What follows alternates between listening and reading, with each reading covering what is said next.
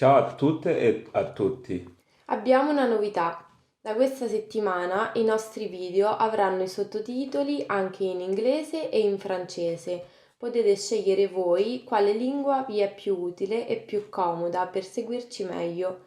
Ecco come fare per scegliere la lingua dei sottotitoli che preferite.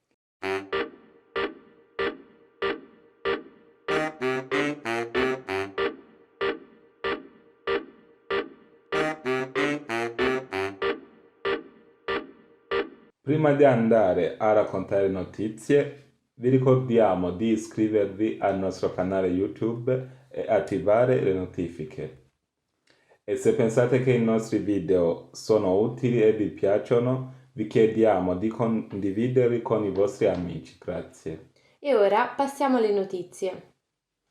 Intanto dobbiamo dire che domenica ci sono state le elezioni regionali in Emilia-Romagna e in Calabria. Ma per parlare di questo stiamo pensando di fare una puntata speciale per parlare delle regioni in Italia e come funzionano e perché le elezioni regionali possono essere importanti anche a livello nazionale.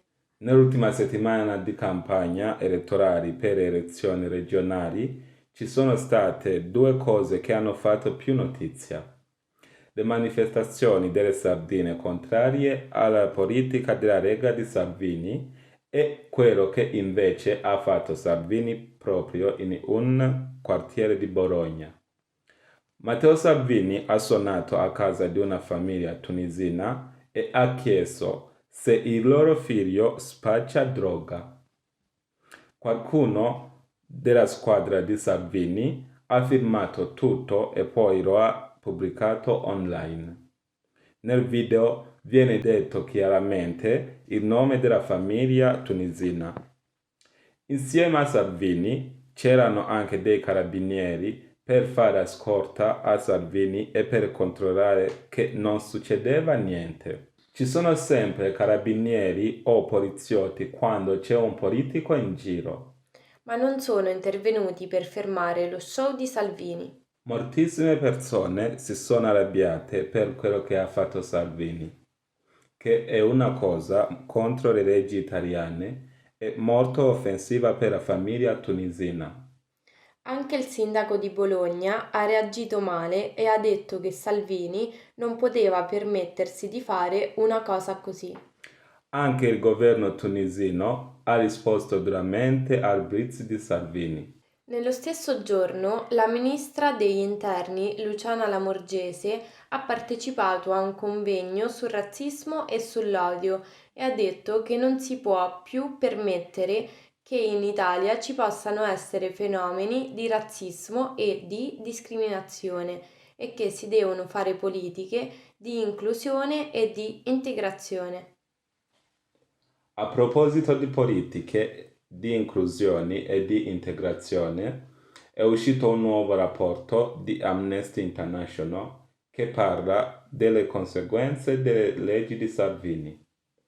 A causa di queste nuove leggi, in Italia quest'anno ci saranno più di 650.000 migranti senza documenti regolari. Le leggi di Salvini hanno eliminato la protezione umanitaria e hanno lasciato senza accoglienza tante persone. Una delle cose più gravi è che, con le nuove leggi, i richiedenti asilo non possono più iscriversi all'anagrafe dei comuni dove vivono e quindi hanno più difficoltà anche a avere assistenza sanitaria. Solo alcune città iscrivono ancora gli stranieri. In più, le nuove leggi hanno diminuito i fondi finanziari per i centri di accoglienza che quindi adesso non possono più dare importanti servizi e aiuto per l'integrazione. Molte organizzazioni rinunciano a gestire centri di accoglienza perché i fondi non sono sufficienti a garantire un servizio di qualità. Molti operatori hanno perso il lavoro. Insomma, un gran problema per tutti, migranti e italiani. Trovare un lavoro è una cosa problematica anche per gli stranieri, soprattutto quando non hanno i documenti. La scorsa settimana in Piemonte si è scoperto che 45 persone straniere lavoravano 10 ore al giorno, tutti i giorni della settimana, per 18 euro al giorno in un capannone senza riscaldamento e in pessime condizioni. Che poi erano 18 euro al giorno se confezionavano almeno 1000 scatole di pennarelli colorati.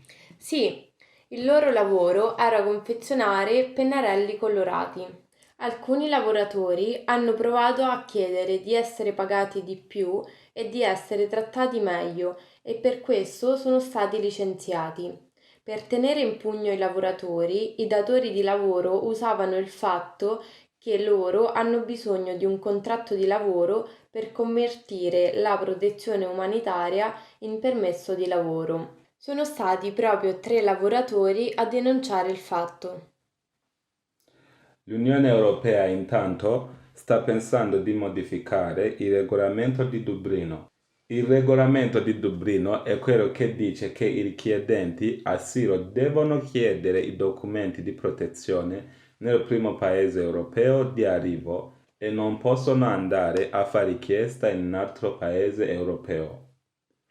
L'Unione Europea discute il cambiamento di questo regolamento già da diversi anni per distribuire meglio i richiedenti asilo tra i paesi dell'Unione.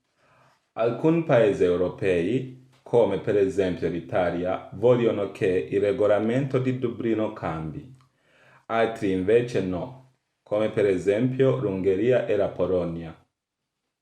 L'Unione Europea è anche impegnata ancora sulla situazione della Libia, dove ci sono stati nuovi bombardamenti sull'aeroporto di Tripoli e scontri a fuoco anche nel sud, nonostante la conferenza di Berlino.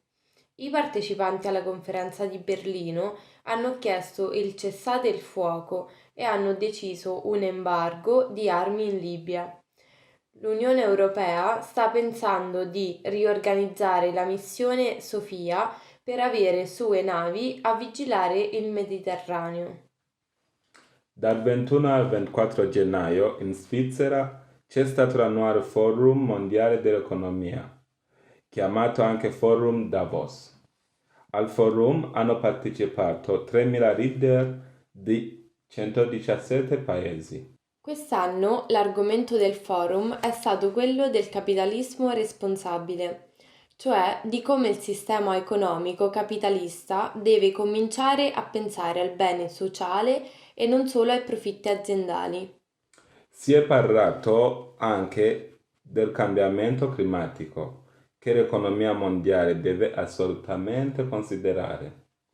Donald Trump, il presidente degli Stati Uniti, però, dice che gli ambientalisti esagerano e che lui non fermerà lo sviluppo degli Stati Uniti per i problemi ambientali. Gli Stati Uniti contestano anche la digital tax che l'Europa vorrebbe mettere sulle multinazionali che lavorano sul web. Infatti, le multinazionali pagano le tasse solo nel paese dove hanno la loro sede legale, scegliendo la situazione più favorevole. Ma quando, per esempio, vendono su internet a clienti italiani, non pagano le tasse allo Stato italiano. Gli Stati europei vogliono mettere la digital tax perché le multinazionali paghino le tasse anche allo Stato dove fanno affari. Ma le maggiori multinazionali del web sono soprattutto americane e gli Stati Uniti dicono che loro alzano le tasse doganali sulle automobili che l'Europa vende negli Stati Uniti del 25% se non si trova un accordo. Un problema non economico ma sanitario sta preoccupando molti paesi. Si tratta del coronavirus che ha provocato un'epidemia in Cina e che gli altri stati hanno paura possa arrivare anche da loro. Per questo, negli aeroporti i passeggeri che arrivano dalla Cina vengono visitati subito. In Cina il governo ha fatto chiudere scuole e posti di lavoro, parchi pubblici e ha anche fermato i trasporti pubblici per evitare che le persone si contagiano. In Europa sono state già trovate 4 persone contagiate, 3 in Francia e una in Austria, ma sono state subito curate.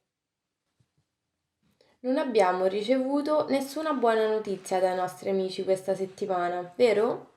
Però abbiamo trovato una notizia interessante e secondo noi bella, che viene da un gruppo internazionale di scienziati. Sono state scoperte nuove specie di squali che camminano.